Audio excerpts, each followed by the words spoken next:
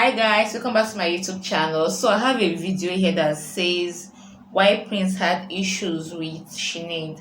Guys, let's check it out. Favorite song? Soft and Wet by the artist formerly known as Prince. Who's your favorite rock star? Prince. Sinead, you've just released a single. It's been quite a while since we've heard anything from you. You've chosen a Prince song to start with. Why did you choose that? I think it's brilliant. It was originally written by Prince for the family. When did you first get to know it and what did you like about it? I heard it about a year and a half ago. I mean, I don't know what I liked about it, I just liked it. It's a brilliant song. As Prince wrote that song for the family. When Nothing Compares to You, her video came out, it was really good. I mean, it was a good video and it was a good song. I remember watching that in the studio with Prince over and over and over, and we were super impressed.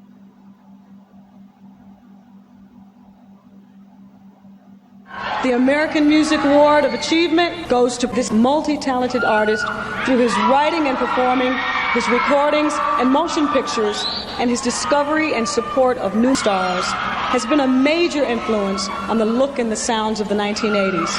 Ladies and gentlemen, Prince! Anita Baker, thank you.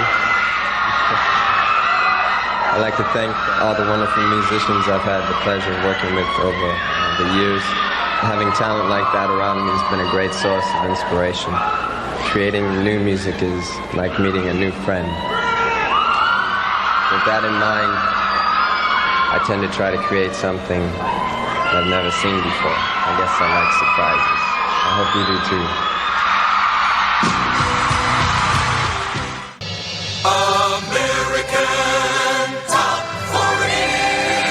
I'm Casey Case. Back in 1980, 14-year-old Sinead O'Connor had been arrested for shoplifting. I'm Shadow Stevens. Her parents separated when she was only 9, and her reaction was to rebel. She became a shoplifter and somewhat of a con artist. When she was 16, she was released. He picked up the guitar and started singing in the street. The musician with an Irish band invited Sinead to sing with them.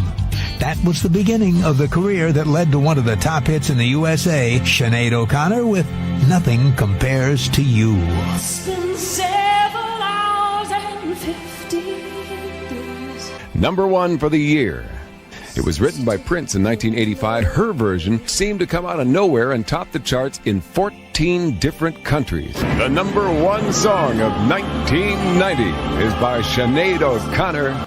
I don't mind fans singing the songs. My problem is when the industry covers the music. There's this thing called the compulsory license law, which allows artists through the record companies to take your music at will without your permission, and that doesn't exist in any other art form. A lot of times people think I'm doing Sinead O'Connor's song when in fact I wrote those songs. Covering music means your version doesn't exist anymore. And he did not like the fact that she could cover a song and they did it so much better. He really did not like that. He hated it. Hated it. You know what? That song was out when I signed to Warner Brothers Red Dot Records. Me, Sinead O'Connor, and Bonnie Boyer were signed to that label. Bonnie did background vocals on my album, I Am Energy. While she was over there, Stephen Fargnoli signed her. But they never released Bonnie's stuff either. I felt like a puppet. So I was so confused. I just got out the whole thing. I said, I want out my contract. That's what happened. That's when he fired his managers, Cavallo, Ruffalo, and Fargnoli. I mean, the prefix of manager is man, and I've always thought that I was a pretty strong man, so I don't need any help in that area. I was paying somebody who wasn't in the recording process or creative process to begin with. It was really a case of Prince thinking, Stephen Fargnoli and Bob Cavallo, they don't make music. Nobody buys tickets to see them. All you had to do was say, I represent Prince. Cavallo, Ruffalo, and Fargnoli know people at film companies. They have the network necessary to prioritize your artist to make shit happen. It's all about relationships. Yeah, because Steve Fargnoli had left him by this time, and Steve picked up with her. Fargnoli wanted to get back at Prince, saying that I'm her manager, and she signed to my label now. So whatever music sells with you, it's going back to my label, Red Dot Records. My manager at the time, Steve Farnolli, had been Prince's manager, and they were suing each other. So I think I got caught up somehow. What had happened really was that some people who were not in the studio at the time, they wanted a cut of the song Pray by Hammer because it contained a sample When Doves Cry. In order to make it today. On Please Hammer Don't Hurt 'Em, I did 2 Prince songs. And it's okay when my friends asked to do them. Did Doves Cry, we got to Pray. You know, I sent a nice check off that Please Hammer Don't Hurt 'Em, you know, and I'm back here to do my next album because of respect. Well, people change when you become successful. How they interact with you, what they want from you, and if they can leverage you. The music business runs like this. You'll have a manager, you'll have an attorney, you'll have various record company people. Everybody's taking a cut of everything that you do. When you sign a contract with a Hollywood attorney, they 5% of your contract for the duration. Now, because they picked up the phone, now their ass is in for 10%. Now, when they come in for 10%, then you want to go do the deal.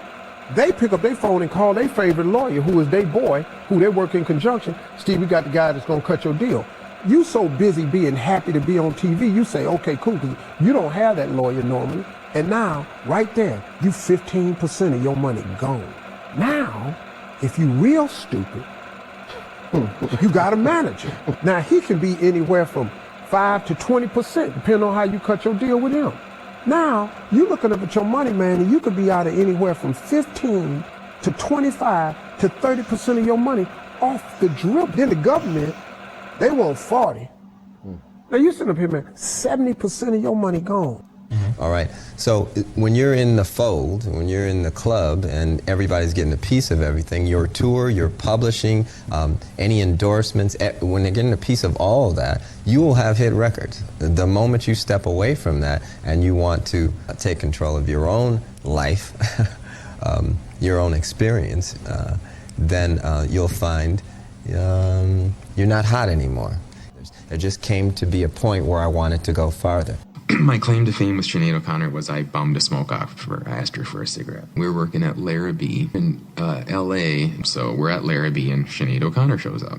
But then those guys leave later, but I just remember reading about that night later on in the press and in People magazine and all that kind of shit. That was the whole incident. They got in a big fight and it just seemed like it had started so innocently. She struck me, I mean, she didn't say much, but as, you know, a unique individual, let's say, you know, she had some weird vibes about her. I don't know if she said he harassed her, or I forget what the story was. According to a newspaper I read, the man got pretty vicious with you. He did, but I don't really think that this is the time or the place to go into it. Okay, well, let's move on. In Los Angeles, he summoned me to his house one night, and I foolishly went alone. Summoned me there because he was uncomfortable with the fact that I wasn't a protege of his. I had just recorded the song, and he was wanting me to be a protege of his. And he didn't ask, but he ordered that I don't swear. 5 o'clock in the morning, we're running around his car, I'm spitting at him, and he's trying to punch me. He's got a pillow that he's trying to hit me with. We're running around his car, and I'm spitting across the car at him. Then I had to go ring someone's doorbell, which was his house, and it was down to drugs. At the end of the day, he was doing some pretty dark drugs. I don't like it. She's a psycho, crazy person. All that Prince spat on her. No, Prince is not like that. I don't know where the hell she come up with that crap from, but I'm so disappointed in her. I saw that. Honestly, as long as I've been with Prince, he's never shown any violence towards me. I don't believe that. I don't think that I'm a person that is thought of in anyone's mind as being dishonest or being a liar. They were trying to squeeze him. They wanted to come from many angles and box him in and cut off his resources. And they wanted to take his studio away from him. You know, I showed up at Paisley Park. I was being accused of being a bad businessman and things like that with my record label over there. I know they trying to get you. You know, I put a check on the table with a whole bunch of zeros on it. What I was really doing, I wanted to support him and make sure that he know, I know what's going on. I wasn't allowed the same leeway as, say, some of the other icons that are doing business with him. If the playing field's not equal, and it really wasn't, and they know it wasn't, then you got to step away.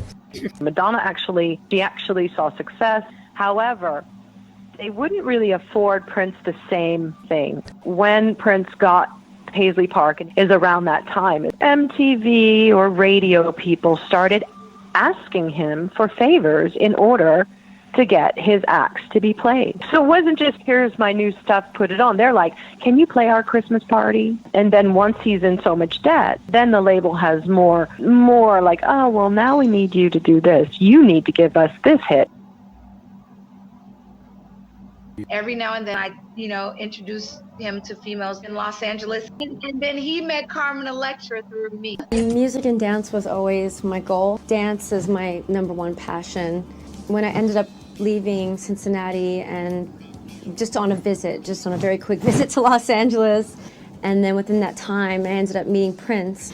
I was doing an album project with Prince. I did quite a few songs. Prince came to me and said, I want you to put together a band. And Prince says, would you like to scout, for your band? That's a great idea. I'm going to do that. It's the first time I met him. I was auditioning for an all-girl band that he was putting together at the time. We basically are sneaking into different nightclubs here in LA. I walk in this one nightclub and there's this girl. She's really adorable, really pretty. And this woman approached me. At first I thought she was staring at me. I want to go talk to this girl. And I walk up to her and I say, excuse me, what's your name? Tara. Yeah, she approached me and she said, I have an all-girl band that I'm producing with Prince. I'm putting an all-girl band together. It's my band, I'm the lead, and I'm looking for girls to be in the band. I think you're a really good dancer, and I'd love to have you in my band and meet Prince and basically audition for the band. I said, how old are you? She said 18. Where are you from? Cincinnati, Ohio. How long have you been here? For 2 weeks. Can you rap, sing, dance? Can you do any motherfucking thing? I can dance. I'm a professionally trained dancer, but I can rap. But I love dancing. Would you be willing to meet Prince and audition to be in my band? And Robin Power and the Uptown Dames. Tara Patrick trusted me. You hear stories about LA. A blue BMW pulls up. And so I'm like, okay, that seems very Prince-like. I can imagine him in a blue BMW. And we just took a chance and we went to his house. Oh my God. I was like, okay, well, maybe this is real. I was a huge fan of the Love Sexy tour and Sign of the Times. He had a dancer that performed with him, and her name's Kat. I really loved her style.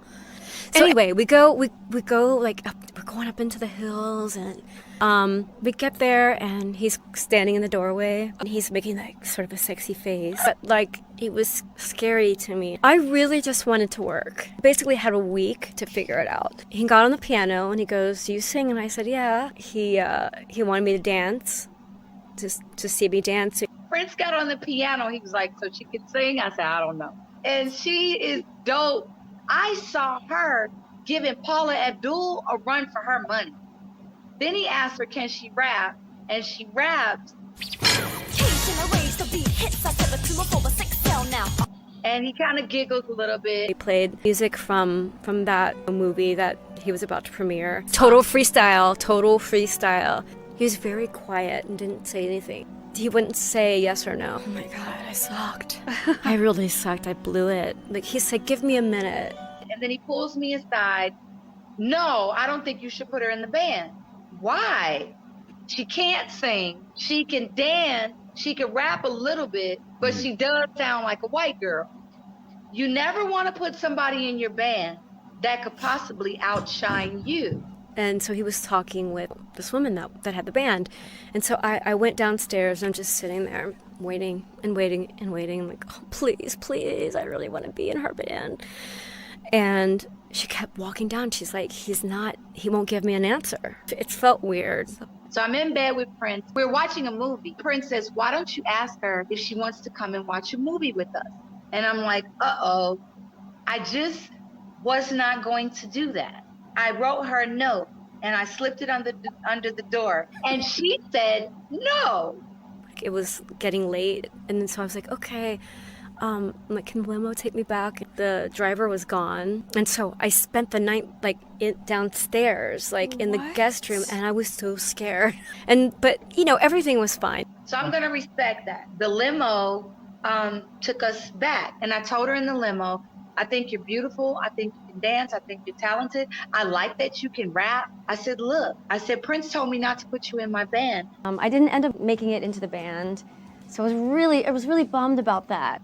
The next day, the girl that had the band was really cool. She was cool enough to like say, she's like, well, I have some connections at Capitol Records. And if he's not going to put you in my band, I'm going to help you get a record deal. And I took Tara to Capitol Records. A friend took me into Capitol Records and I got signed to a demo deal. You know, I thought, you know, if the demo deal doesn't work out, then I can do this. They immediately put her on the fast track, got her a car, gave her per diem, put her in a hotel.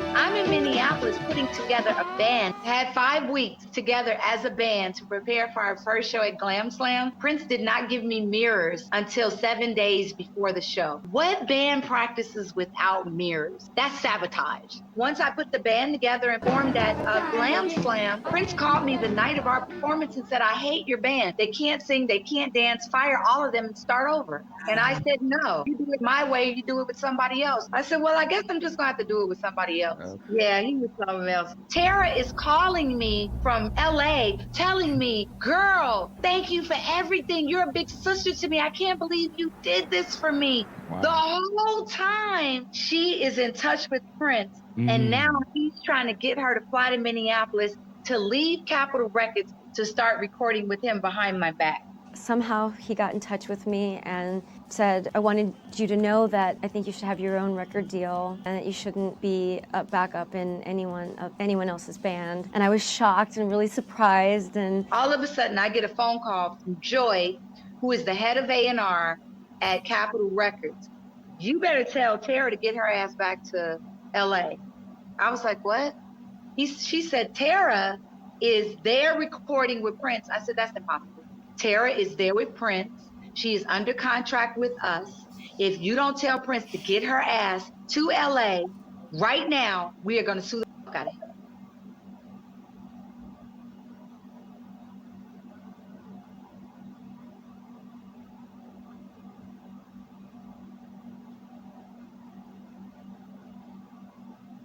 Whoa.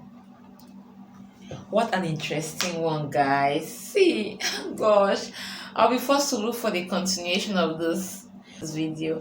Like, I enjoyed every bit of it.